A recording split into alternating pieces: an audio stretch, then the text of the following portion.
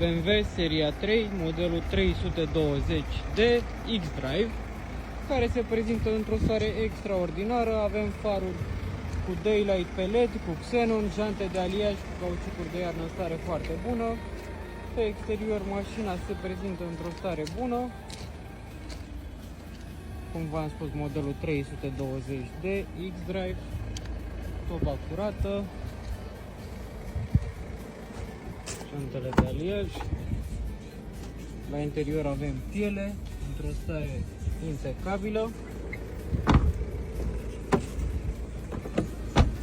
Fețele de uși la fel cu piele, geamuri electrice, oglinzi electrice, scaunul de la șofer în stare impecabilă. Avem navigație mare, în bord nu avem absolut nicio eroare, doar 191.000 de kilometri. Avem faruri automate, pilot automat, ștergătoare automate, climă pe 2 zone, încălzire în scaune, cutie manuală în 6 trepte, moduri de condus, joystick-ul pentru navigație.